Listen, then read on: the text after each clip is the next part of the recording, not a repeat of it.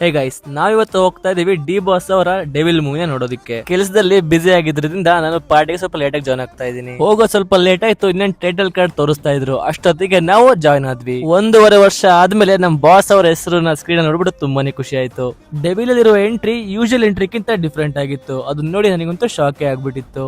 ದರ್ಶನ್ ಅವರು ಡೆವಿಲಿನ ಪಾತ್ರ ಮಾಡ್ತಾ ಇದ್ರು ಅಥವಾ ರಿಯಲ್ ಆಗಿ ಡೆವಿಲ್ ಆಗಿದ್ರು, ಕಂಡಿಡೋದು ತುಂಬಾನೇ ಕಷ್ಟ ಆಗಿತ್ತು. ಇಂಟರ್ವಲ್ ಬಂದ್ಬಿಡ್ತು, ನಾವು ಫುಲ್ ಪಾಪ್ಕಾರ್ನ್ ಗಿಪ್ಕಾರ್ನ್ ತಗೊಂಡು ನೆಕ್ಸ್ಟ್ ಸೀನ್ ಎಂಜಾಯ್ ಮಾಡೋದಕ್ಕೆ ಕುತ್ಕೊಂಡ್ವಿ. ಇಡೀ ಮೂವಿ ತುಂಬಾನೇ ಎಂಗೇಜಿಂಗ್ ಇತ್ತು. ಆ ಕ್ಲೈಮ್ಯಾಕ್ಸ್ ಅಲ್ಲಿ ಬಂದಿದ್ದ ಟ್ವಿಸ್ಟ್ ನೋಡ್ಬಿಟ್ಟು ಅಂತೂ ನನಗೆ ನಿಜವಾಗ್ಲೂ ಡೈಜೆಸ್ಟ್ ಮಾಡ್ಕೊಳ್ಳಕ್ಕೆ ಆಗ್ಲಿಲ್ಲ. ಆಮೇಲೆ ಆ ಚಾನ್ಸ್ ಅಂತೂ ನಿಲ್ತಾನೆ ಇರ್ಲಿಲ್ಲ. ನಿಜವಾಗ್ಲೂ ಹೇಳ್ಬೇಕಂದ್ರೆ ಈ ಮೂವಿಲಿ ದರ್ಶನ್ ಅವರ ಪಾತ್ರ ತುಂಬಾನೇ ಡಿಫ್ರೆಂಟ್ ಆಗಿತ್ತು. ಅವ್ರ ಯೂಶುವಲ್ ಮೂವಿಗಿಂತ ತುಂಬಾನೇ ಡಿಫ್ರೆಂಟ್ ಆಗಿ ಮಾಡಿದ್ದಾರೆ.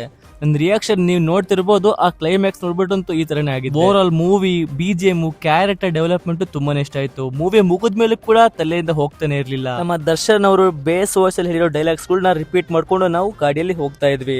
ತುಂಬಾನೇ ಲೇಟ್ ಆಗಿತ್ತು. ಚಳಿ ಕೂಡ ತುಂಬಾನೇ ಆಗ್ತಾ ಇತ್ತು. ಆ ಚಳಿಲಿ ಬಿಸಿ ಬಿಸಿ ಟೀನ ಕುಡ್ಕೊಂಡು ಹೋದ್ವಿ. ಮನೆಗೆ ಬರೋಟಿಗೆ ತುಂಬಾನೇ ಲೇಟ್ ಆಗ್ಬಿಟ್ಟಿತ್ತು. ಸುಸ್ತು ಕೂಡ ಬಹಳ ಆಗಿತ್ತು. ಬಂದ ತಕ್ಷಣ ಮಲ್ಗ್ಬಿಟ್ಟೆ.